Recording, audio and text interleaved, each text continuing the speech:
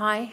I might just give a little bit of an introduction to who we are, and then Ben's going to talk you through the house at Wye River that we've got to show you this evening. I suppose just to give some explanation to the reason behind our engagement for this task.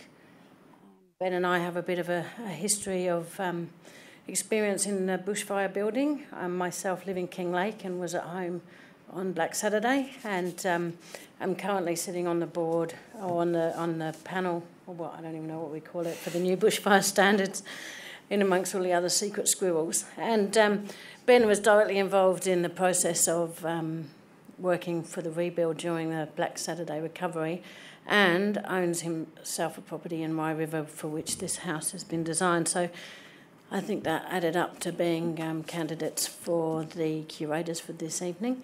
As a practice, however, we certainly don't have an extensive portfolio of bushfire design solutions.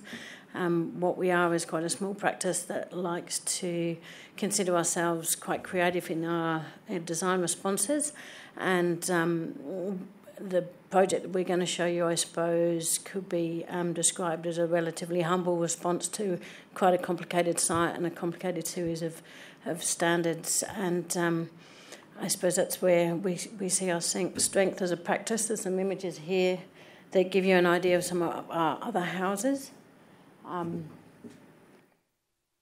was going to say if any of those were in bushfire zones, but they're actually not. So that's more just an example of other projects of ours. So I might hand over to Ben, who can talk you through what you're probably here to have a look at. So I just want to start off with a sort of personal thing. I've only been in Australia about 9 years, but a few trips down the Great Ocean Road and going to Wye River, I just love it down there, and I've always gone down there for holidays and gone to the beach and gone to the general store, the pub obviously, which is great. But it's also, there's something really special about it, something really fantastic, which I think is what's running through and should run through any type of rebuild or response to putting any buildings back there. It's a very unique place.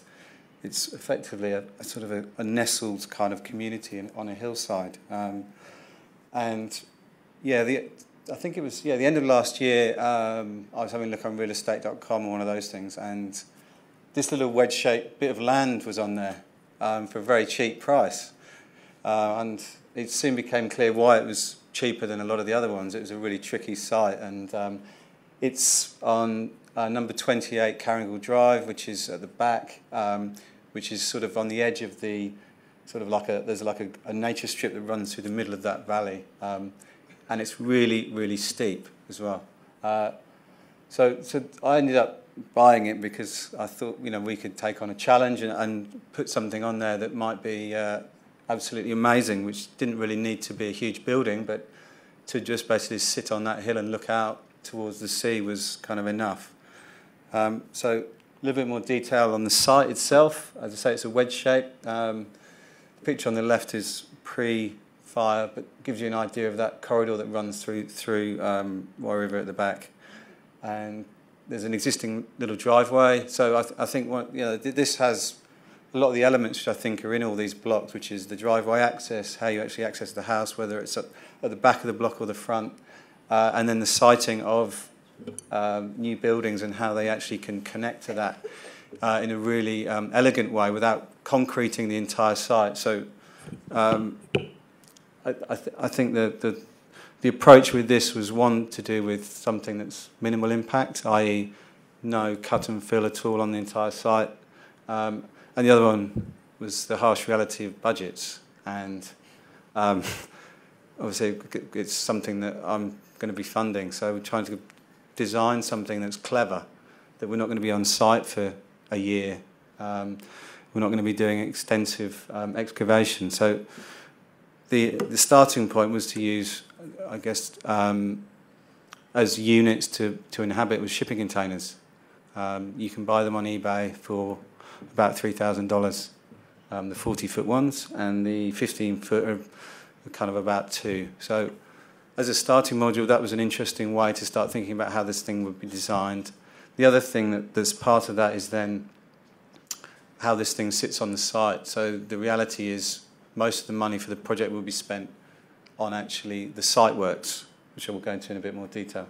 This is showing the site before and after. You can see that driveway is still there, but some of the retaining walls have been destroyed. And so one of the things, thinking about things like that, was to look at how retaining walls could be part of this design, and not to use things like treated pine. So looking at ideas of gabion walls, which are basically metal cages with rocks in, as an alternative. So this is right off the bat looking at how we can actually live or put these things on the site. So this is a steel structure which would be a series of pile foundations on the site. So everything stays as is. It would just be a question of using a mini digger to then kind of create this structure. So the idea being this would be, when it comes to be built, this would be phase one. So do this first, and then the big scheme of things, the plan would be to then have the containers being fitted out off-site somewhere else, so they're all ready to go.